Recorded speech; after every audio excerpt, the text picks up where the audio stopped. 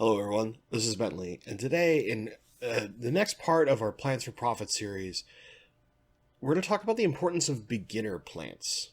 Now, most of the time, when you think plants for profit, I bet that you're going to think about a tank like this. So here's this high-tech tank, super high light, lots of CO2, tons of rare plants, beautiful reds, purples, all these crazy colors. So you can see way in the back, there's like Rotella macrandra, and there's Aromatica mini, Downoy red, Eriocolumns, Rotella Florida, that purple plant, super rare. There's like this is Erio blood vomit, another rare plant, pink flamingo crypt, all this kind of stuff. That's what I think a lot of people think is what plants for profit should be. And yes, you definitely can make good money selling these highly demanded, beautiful plants. Do not get me wrong. And as you can see from looking at this tank, this is a friend's farming tank. They're beautiful. I mean, the colors are gorgeous. The plants are incredible looking. They're very vibrant. They're very healthy. This is what we look for as far as like plant health. This is what we want to show people. We want to give them very healthy plants, but they don't always have to be super red or rare or something real crazy. Often what I have found is you don't need a setup like this. And I'll show you, like right here, you can see UNS lights. These things are expensive. Rather, the things that sell best for me are stuff like this. This is Pogostamen octopus. It's one of the easiest plants ever. You can grow it with no CO2, with low light, with medium light, high light. Ludwigias, an easy plant that needs no CO2 but stays red. There's so many other plants that you can do. Floating plants, this is a great example. I use wisteria floating all the time because it creates these big, long root balls that are actually really popular for people who are trying to give fry cover, like guppy breeders, betta breeders. These are actually some of my best-selling plants are these right here. So let's talk about why as we look at kind of the last little bits of some low-tech plants that are super beginner friendly. And these are like, here's Nymphoides Taiwan, which is a green lily that can float or be planted, and I often float it. Similar reason, it gives cover, it gives shade, it makes certain fish just feel better, and it takes no work to grow it. Bacopa caroliniana, another great example. Here it is, just doing fine. But the cool part about Bacopa is even in a low-tech tank, if you give it a little extra light, like this has a Fluval 3.0 on it. This is actually where my Bosemani are that came from Bob Steenfot. You can do this. You can get a flower. You can let it grow a little out of the tank, and it'll flower. Neat, right? Even beginners can do this. So, as we come back to me, let's explain why beginner plants are so important.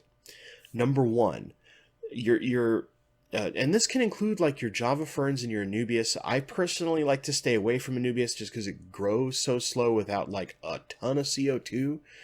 But Java fern is fine because you can get all those little baby plantlets pretty easily if you're familiar with how to propagate Java fern. But the stems are really where I like to focus because they're the simplest. So like your Bacopas, your Pogostamen octopus, water wisteria, water sprite, these are all good, easy plants. Floating plants are good too. Dwarf water lettuce, I used to sell tons and tons and tons of dwarf water lettuce. Don't sell duckweed, that's just cruel. But, dwarf water lettuce or any of the, like Salvinia, the frog bit, the easy floaters, the ones that take no work, they just cover your tank in 2 weeks, right? That kind of stuff. They're great because you can sell them for multiple reasons. Okay, so all these plants have two causes. Number one, they're easy, they grow fast.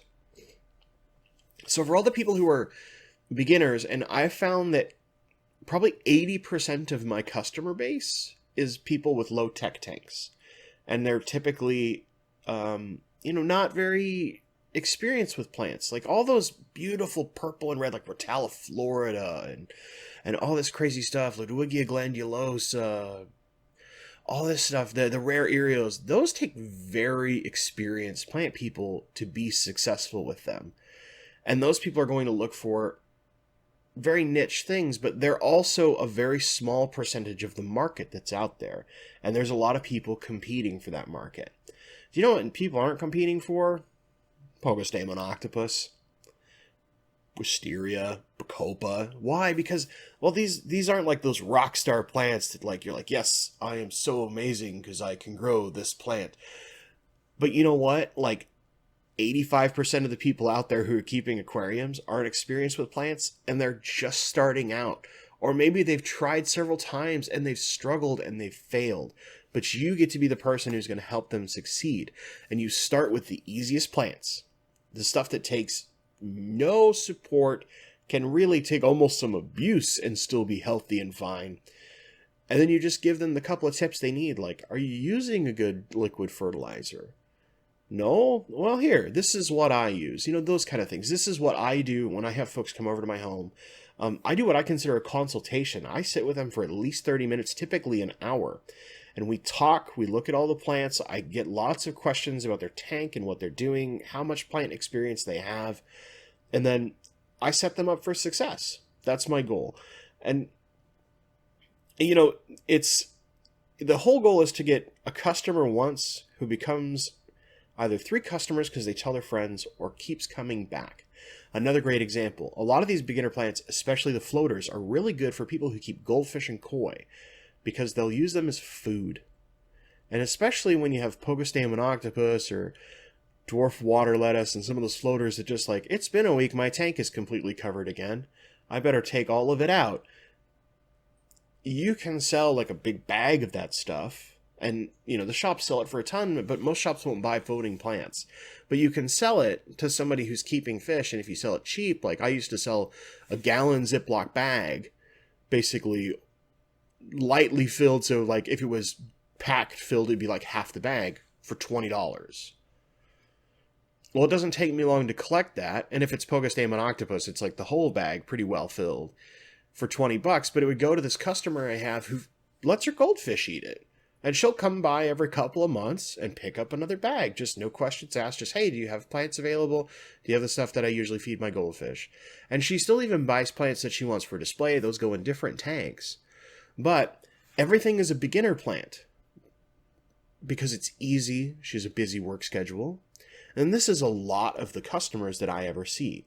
So what I want to impress upon you guys is that you basically, in somewhere, you can have all these rare, crazy plants that you're trying to grow.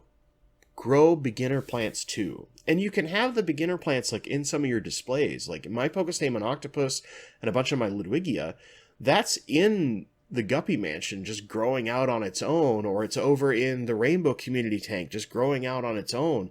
That's where a lot of these plants grow because they get good light, they don't need the CO2, and they get lots and lots of nutrients because I still fertilize all those tanks. They've got lots of fish in them because they're a display. And so you get all that fish poo that makes all that extra stuff. The plants get lots and lots of nutrients. They grow big, they grow healthy. And then every once in a while I just go through and it's like, you know, once a month or so I clear them out. They get sold off to folks. Like there's a guy I met really recently. He's a betta breeder. He needed a bunch of floating plants to put in all of his little like 5 and 10 gallon tanks for all his betta fry, so they'd have places to hide and line of sight blockers so they wouldn't start fighting early on. And I gave him tons of tiny little water wisteria plants that I'd grown floating that had big root systems on them. So they had all this like line blocking, but also stuff above them so that they felt nice and safe and comfortable and they would stay a little more calm. And you can also do stuff like, you know, just using, I love going back to like Bacopa and Pogostemon octopus because I think they're 2 of the easiest plants that also just look good. I think it's like impossible to really have trouble with them. And that's if you give the right advice, right? So I go back to those plants because I think anyone can grow those. And when they grow in, they look amazing. Like they're beautiful green plants. It means all the color of your fish pops because they've got this green background that's alive and it's pretty and it moves in the water and all that stuff. These are things that help get a person who maybe has struggled with plants or is just starting with plants want to keep trying plants. And that's the important part. When we're talking plants for profit, we want people who want to keep trying things. So every time they get a new tank, or every time maybe they decide, oh, I want to try a different plant than this one, they come back to you. You don't want them, like, it's fine if they go to a store that you want to support, because maybe you don't carry certain plants because you don't want to compete with the store. I do that pretty frequently, where I won't carry certain plants because I know that they sell at Aquarium Co-op, for example, or any of the other local stores. I won't sell them because either one, I've grown them in the past and they're just not something I wanted to keep anymore, or two, I know that they're easily available at that store. There are some basic plants, Octopus, Bacopa, that I keep because I like having them for my own personal tanks, is really what it comes down to. However, if you're in an area where maybe you don't have a local store nearby, you only got, like, say, Petco or a Walmart or something like that, you don't have like a mom and pop fish store, definitely grow beginner plants. And because they're the easiest thing, if you're on like Craigslist or OfferUp, the beginner plants are what 95% of your people are going to buy through those places, because almost all of them are newer to the hobby or very new to plants.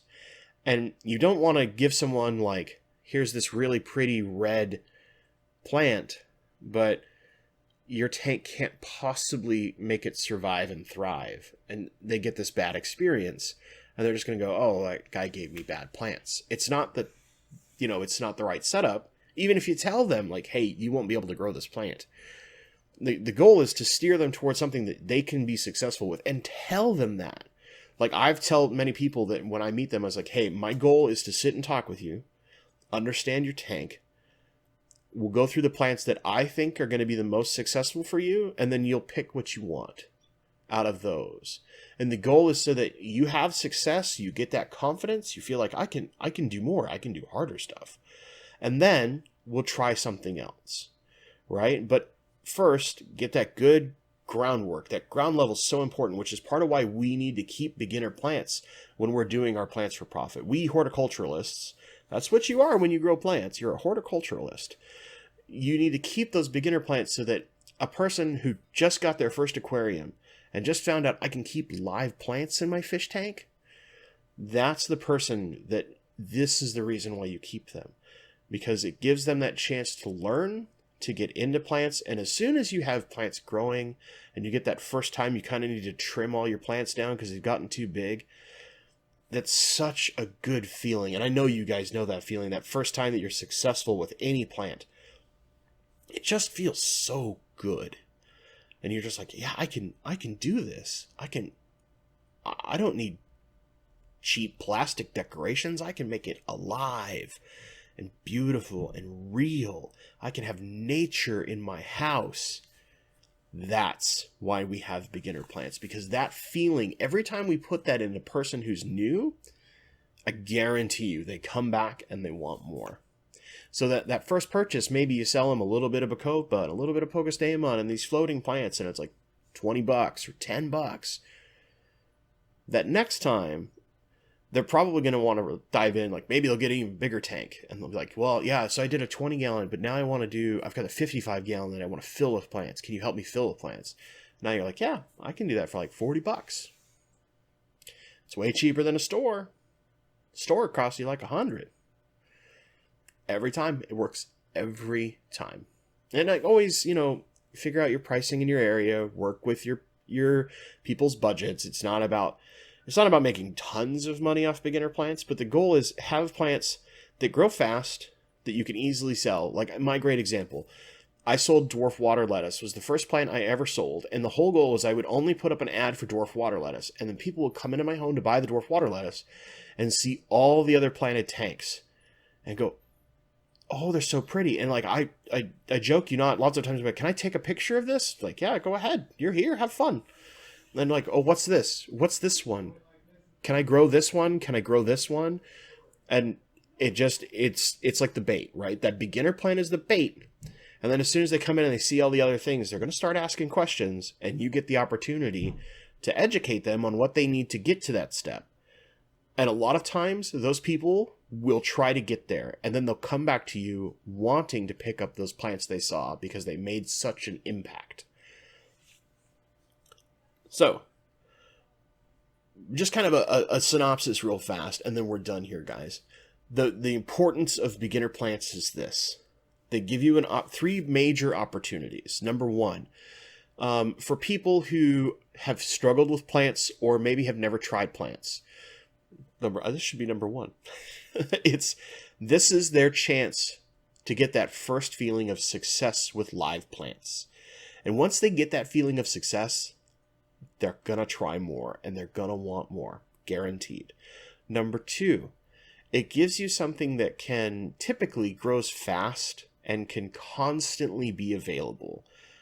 And I give this example. I used to sell, I still do sell plants as a food source. I have a recurring customer who comes through and buys plants regularly to feed to her goldfish and her koi out back. And you know what? I always sell my plants cheaper to her. It's always like a big bag for like $20. And I see her every like 3 months or so. Sometimes in the summer, it's like once a month because, you know, the fish are growing faster. They're eating faster then. But you know what? It's such a good food source that, and she's getting a great deal because that amount of plants she gets lasts her fish a couple weeks. And it's super nutritious food for them. And it only costs her like $20, and she knows like, oh, I'm treating my fish. I'm giving them something super good for them, but the fish treat it almost like a dessert, right? Because it's something rare. I don't get that very often. It's super tasty because goldfish are like that. And it gives you that. Number three, every time that you get that person who, you get that person who only wants to see beginner plants because maybe they're scared or whatever. When they come to pick the plants up, I encourage this a lot. And some people, you might not want to bring people into your home. I totally get that. I totally understand. I'm a big scary guy. Most people aren't going to try and shake me down, but when they come in and they're like, okay, and you're like, yeah, I'm going to fresh pick all your plants for you while you're here. It'll only take a few minutes. And then they see all the other plants that you grow. It hooks them, and they're going to ask questions. They're going to probably want to take pictures. Perfectly fine, because this is what plants that little kind of seed in their head of like, well, if I start, I do good with this. That person said I could do this. I just need to do X and Y, and I could grow that one that I really liked. Oh, and that other one, and that bright red plant.